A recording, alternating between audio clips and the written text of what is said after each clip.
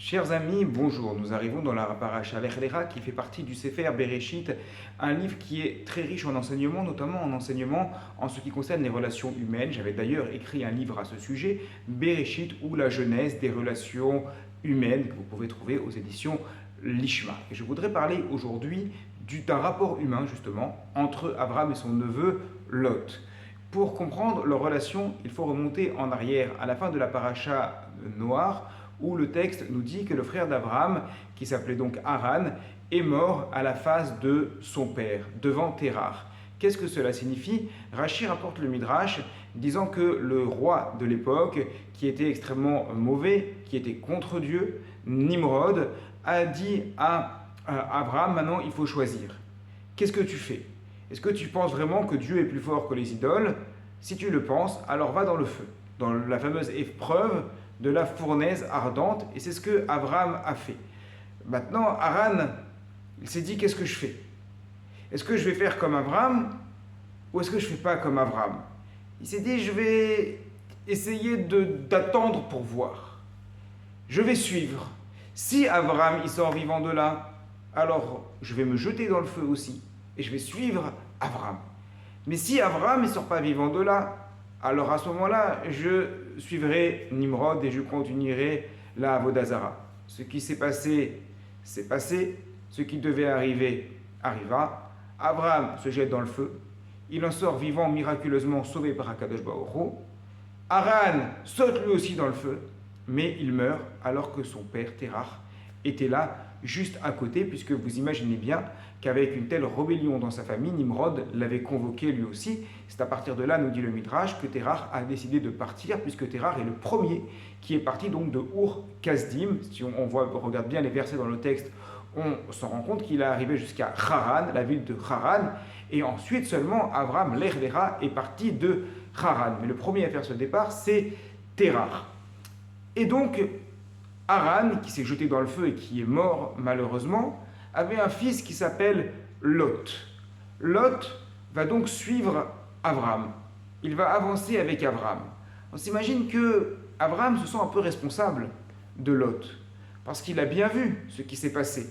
Il sait que Haran s'est jeté dans le feu parce qu'il l'a vu le faire. Lui s'en est sorti, mais Haran ne s'en est pas sorti.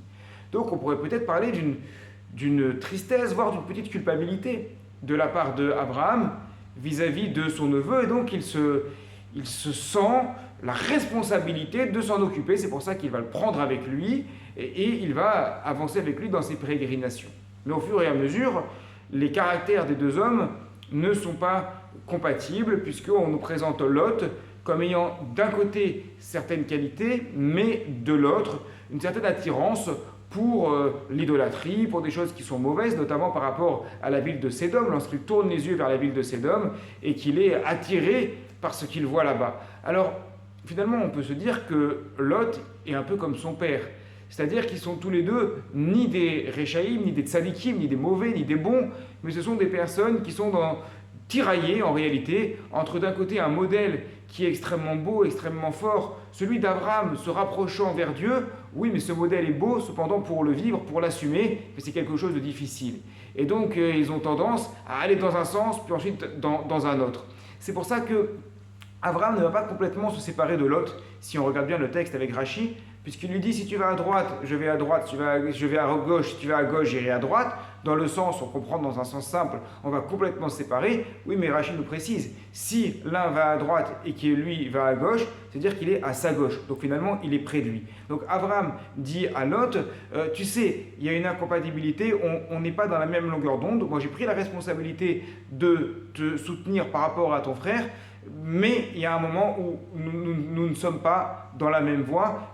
Arrête de te faire du mal en essayant de m'imiter alors que finalement tu n'y arrives pas et ça te fait plus de mal que de bien. Par contre, il lui dit, si tu vas à droite, moi je serai à ta gauche, c'est-à-dire j'ai toujours cette responsabilité vis-à-vis de toi, j'ai toujours cette responsabilité notamment parce que j'ai vu ce qui s'est passé avec ton père qui s'est jeté dans la fournaise ardente parce que moi-même le premier j'y suis allé, donc quoi qu'il arrive, je serai toujours avec toi. Voilà donc un sujet très intéressant à étudier pour ce Shabbat, dans le texte, avec Rachi, avec les autres commentaires, sur cette personnalité ambivalente de Lot, qui finalement, d'une certaine manière, nous ressemble tous, puisque Qui sommes-nous pour nous comparer à Abraham Avinu? Finalement, ne sommes-nous pas tous un peu comme Lot ou comme Haran? D'un côté, on veut bien faire, d'un côté, on est attiré par le mal, et donc un peu tiraillé comme ça. Alors il faut rechercher des Abraham Avinu, il faut chercher des rabbinim qui peuvent nous aider à nous élever vers eux.